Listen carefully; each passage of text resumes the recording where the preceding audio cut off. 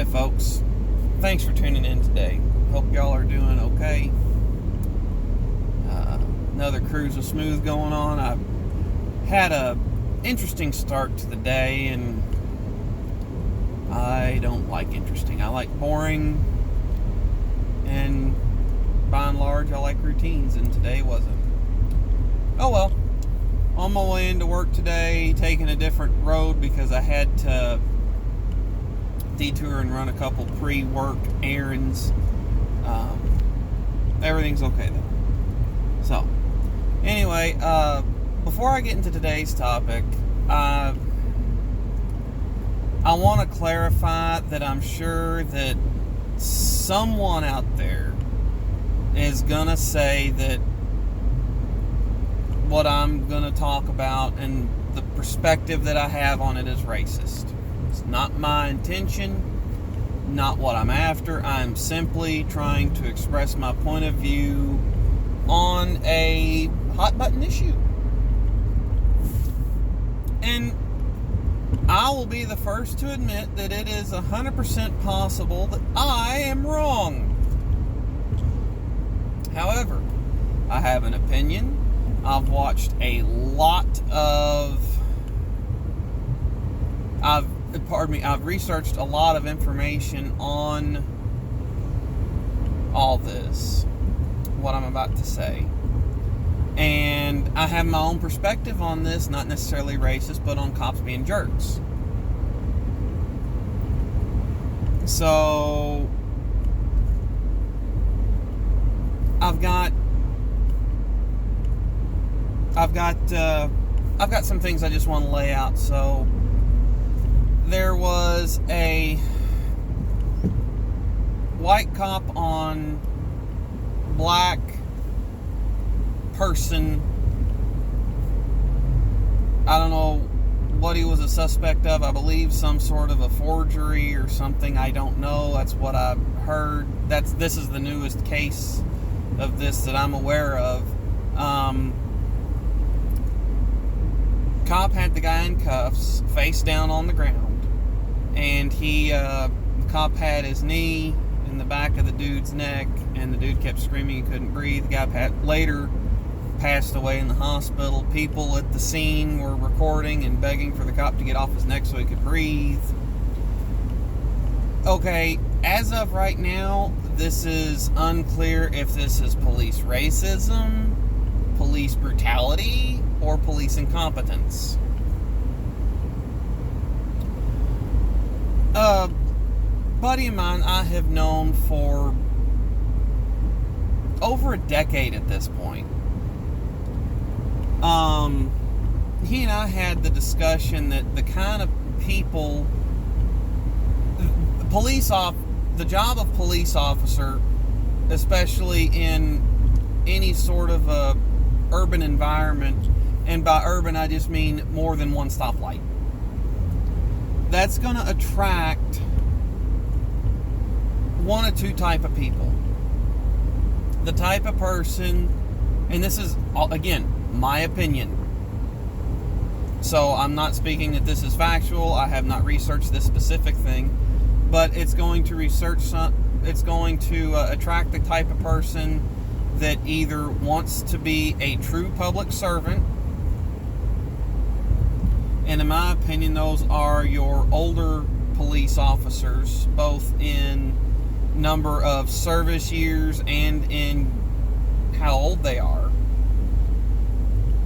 Or it's going to attract the macho man, something to prove. My opinion.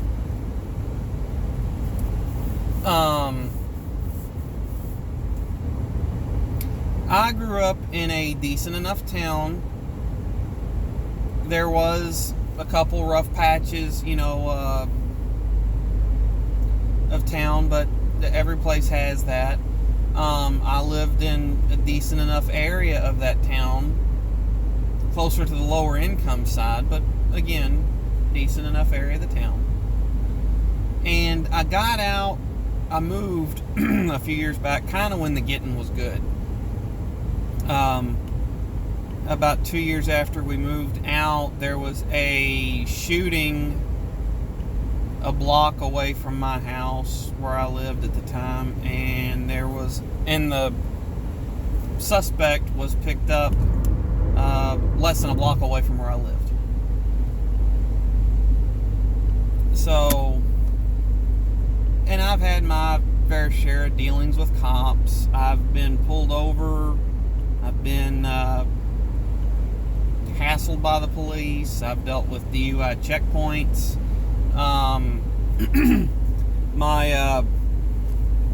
When I was a younger adult, my parents lived a couple counties away. Well, one of the borders was often patrolled by DUI checkpoints because there was a liquor store directly across the county line. People go there, get loaded up, jump in their car, and drive home. So there were a lot of times I'd be going home and I'd have to deal with a cop on a DUI checkpoint. And I've been pulled over for nearly everything. I haven't had a lot of tickets, but I've been pulled over a lot. The two stories in particular that I want to really delve into,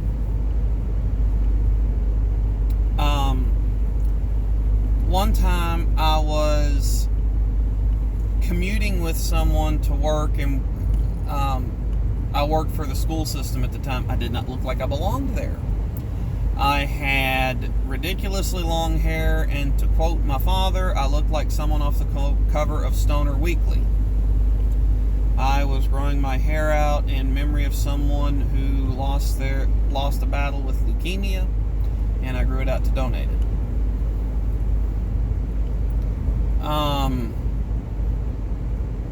But anyway, I was commuting in with this person in the school system. So it is early afternoon. I'm headed over to their house. At the time, I owned a big SUV. I am breaking no speed limits. I am obeying the rules of the road, and I go past a unmarked sheriff's car going under the speed limit, maintaining my lane. It was a very windy day out, so I'm, fighting the gusts of wind a little bit, but nothing scary is happening. So I hit my turn signal, get in front of the sheriff. I didn't know he was a sheriff. Hit my turn signal again, turn to go down this person's road. Hit my turn signal again to pull into the person's driveway. Unmarked sheriff's car lights up behind me. He comes up with a huge attitude problem, asking if I know how to use my turn signal. And after a few minutes back and forth, I managed to demonstrate to him that I had backed into something. Someone had put the trash can right behind my truck, and I backed into it and cracked the lens, and that what most likely had happened is that water got into the lens housing and cracked the bulb. I demonstrated that to him, and he was upset, but I didn't know the bulb was out, and no one's going to write a ticket for just a bad bulb. And I'm checking my phone, making sure that this gets buttoned up on time. He's like, your hands need to be on the steering wheel. I can see him. I explained to him I'm meeting someone, and he's like, I need to see your hands now. I did everything this cop asked me to do. He grabbed the roof rack of my truck and said I need to slow down because high-profile vehicles in the wind and blah, blah, blah. And yes, sir, yes, sir, no, sir, yes, sir, no, sir.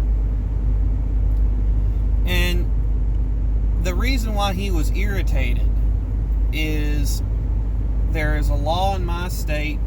Once your vehicle enters private property, any officer cannot light up and initiate a pursuit or pullover maneuver. It's called entrapment.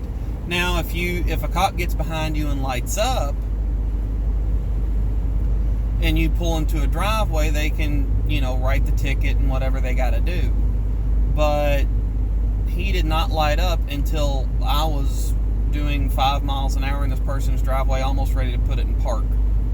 So he could not legally ticket me, when realistically the only thing he had on me was a faulty equipment for a turn signal bulb. Well, he's being rather irritating and irritable, but nothing ended up happening because yes sir, no sir, yes sir, no sir. And I've been pulled over for, one cop tried to say I was running. When he got in behind me, my truck was in park. Same truck. And again, I disagreed with him, but yes sir, no sir, yes sir, no sir. I complied with him when he got me out of the vehicle. He searched me, my buddy, had me sit on the roof, on the hood of his cop car, on the bumper of my truck when it was 20 degrees out and I did not have a jacket for it.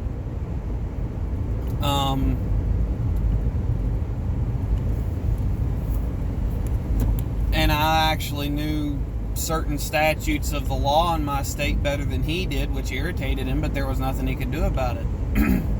He tried to say I was in illegal possession of a weapon when I was not. I knew the statutes in my state on that because I studied it before I carried the weapon. Well, anyway, round and round and round we went. Long and short, I got the most expensive ticket I've ever had in my life. Had to go to court over that one. Knew the judge. Didn't me no good. But nothing happened. I was very compliant. I've been pulled over for speeding a couple times. Improper start once. I've been pulled over for another faulty equipment, different jurisdiction, for a license plate light. I've been pulled over for the same thing in another district. License plate light, and that cop was really on edge. I think that he pulled me over for a vehicle matching the description of, and I handled that pretty well. I've been pulled over 3, 4, 5, 6, 7, 8,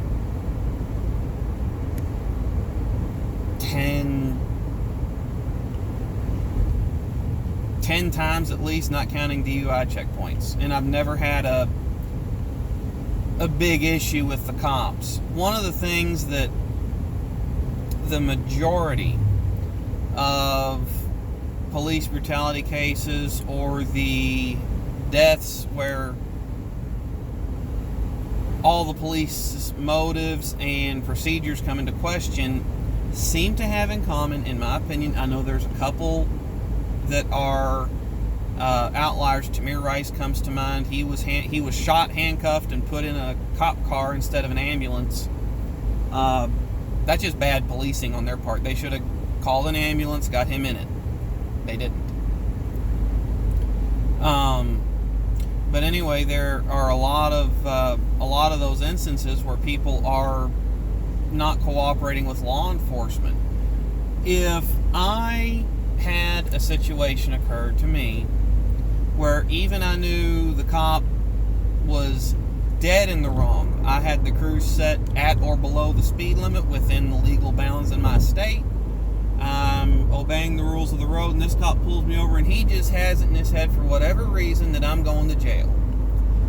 Instead of having it out with the cop on the side of the road, getting into a wrestling match, a boxing match, a shooting fight, whatever, I'm just going to go to jail and let whatever happens in the morning happen in the morning. And if the cop was in the wrong 99 times out of 100, it's all going to come out in the wash eventually. Even the retired police officers in or was it Georgia or Alabama, that I think it was just outside of Atlanta, I don't remember the guy's name. I'm terrible with names. The jogger that got shot after he was standing in a construction site, which was not against any of the local ordinances or state laws. That jogger, not only are those guys going to be up facing murder charges, but there is a high probability that all the DAs and clerks and everybody that swept it under the rug for 2.5, 3 months are going to end up under some severe scrutiny. possibly including corruption charges.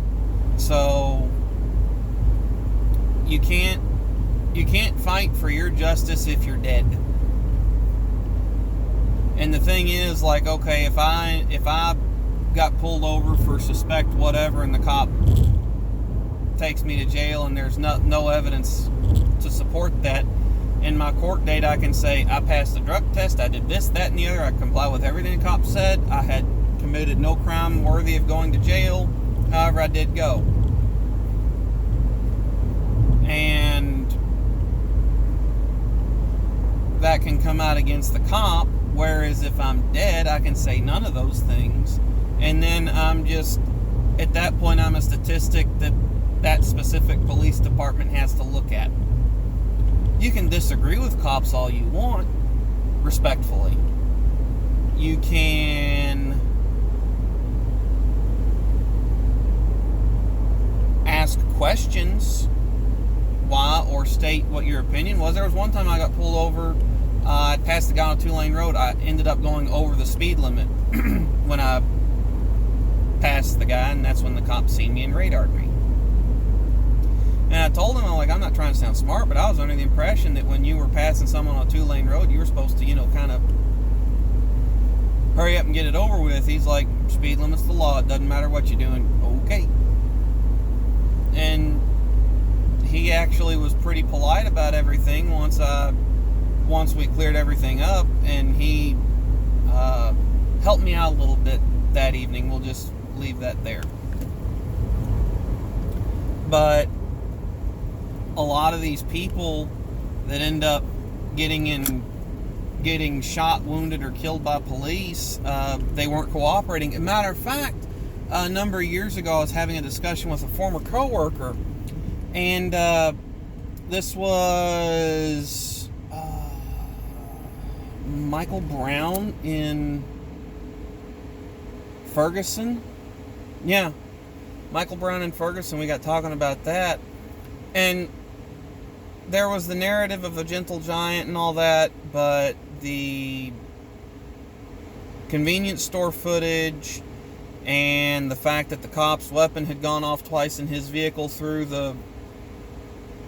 into the cabin, I don't particularly buy that. And there was a ton of eyewitnesses that were on video the day of stating that he was trying to kill the cop with the cop's own weapon. So I don't buy the narrative story. I buy the official story. I buy what got the officer out of legal trouble in court, but I don't buy what got Ferguson burned to the ground.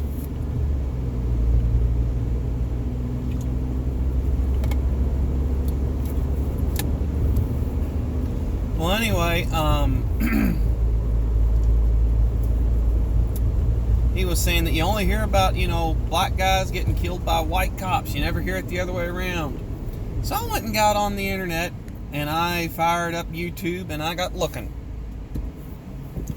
Right around the same time, there was a black cop on white victim shooting. Police were dispatched to a convenience store. They had just been held up for money. Cop comes flying into the parking lot, lights on. The first person matching the description of, he jumps out, pulls a weapon and aims, and he's screaming, get on the ground, get on the ground. And the guy's like, no, hands out. I've seen the Bodycam footage. The guy was all hands out, just saying, no, you got the wrong guy. He's over, and then the cop shoots him. Never heard about that one. I might just have to post a link in the description for that one, because I doubt anybody's going to believe me. But, I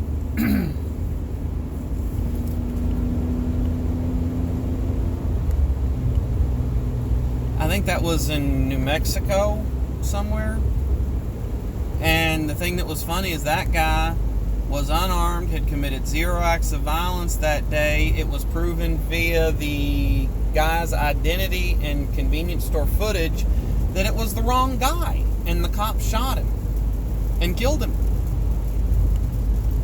So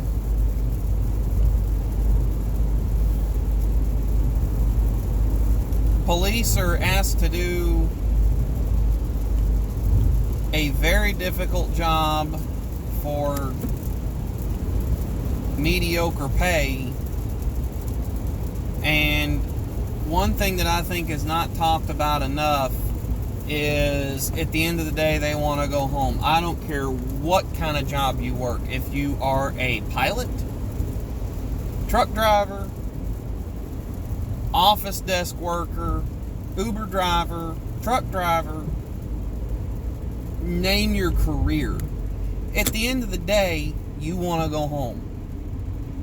However, domestically, law enforcement is the only job, law enforcement and private security are the only jobs that I can think of where the likelihood of you getting shot at is fairly high, depending on the location. And the likelihood of you dying in the line of your normal job is pretty high. Where I work at, big factory, the factory has been open for nearly 70 years. No, 50 years. Sorry, 50 years. Anyway, they have a memorial placard out front. Everyone that has died while working. And that factory right in today, and this is after a lot of automation has come in, that factory still has about 2,000 to 2,200 people a shift. And there's not even 10 names on there, and this factory was built in the 60s, and so back then there was not near the amount of automation. It was just assistance tools.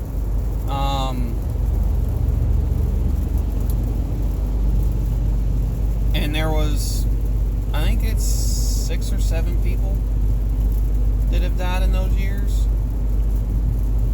In law enforcement, just in that county, there's probably been more people in that killed in the line of duty. So everybody wants to go home at the end of the day. I have a long commute to and from work. That's why this podcast can exist the way that it does. I'm very careful on my drive to and from work. I want to get home to my wife and kids. I work in a very busy industrial factory. There's a lot of people there, forklifts, heavy equipment, heavy machinery, automated equipment. I watch what I'm doing. I never want my name on that plaque unless I just keel over from a heart attack. And I'm not going to end up in an industrial accident there so long as I can help it. So these cops, they want to go home at the end of the day. You know, they want to see whatever they've got waiting for them at home, they want to see that at the end of the day. So I think respecting, even if you do not like police officers, I know a lot of people that don't. I know a lot of people that lump them in and just say they're a bunch of pigs and words that I'm not going to say on the show. Okay, that's fine. You've got a right to your opinion. I can respectfully disagree with you. I think that by and large, most communities are better for strong policing than not. So that's my opinion. But I think that even if you don't like all cops, you should treat them, understand you don't know what they just dealt with that an hour ago or within the past week. So respect. You can disagree. Do not get physical with them, because okay, here's a hypothetical scenario for you. A cop is trying to arrest you for an unjust cause. You know the law as good as he does, or better than he does, and you know that whatever he's charging you with is either bogus or not an arresting offense. He should fine you and let you go. Okay, you know that, he doesn't. Either one. Alright, if you wrestle with the cop, grapple with the cop, try to kill the cop, or whatever, you have done damage to your case. If you agree, yes sir, no sir, yes or no sir, just take whatever he's doing at the time and then deal with it in court. Your Honor, under this article, that article, subsection da-da-da-da-da, here was the fine, the punishment, the penalty, or he had no evidence or cause to do what he did. You're in a much better place to get off the hook or to get the cop in trouble for acting wrong. If he walks into court the next day with a big old pop knot on him because you clocked him upside the head, you look worse. Because the thing is, even if the cop was wrong, you can also be charged with assaulting a law enforcement officer. So even if the cop was 100% in the wrong and the judge would have agreed with that, you've now got assault charges. You've done yourself no favors. So that's my opinion. I'd love to hear yours. This video went way longer than normal. I wasn't planning on it. It just did. So y'all take care of yourselves out there. Thanks for tuning in. Sorry for rambling on for so long, but it gets irritating to me when I see these people that get ticked off at shootings and just assume that it's all race without watching the body cam footage. You can be sad that someone screwed up and that they're gone. But for Pete's sakes, that if you start making those kind of mistakes and decisions, you're putting your life in the law enforcement officer's hands, and they're gonna do whatever they can, whatever they've got to do to go home at the end of the day. So I don't particularly understand why you're blaming it on them when someone gets physical or pulls a gun. So anyway, that's enough out of me. Y'all take care. Thanks for tuning in to another Cruise of Smooth. Have a good one. See ya.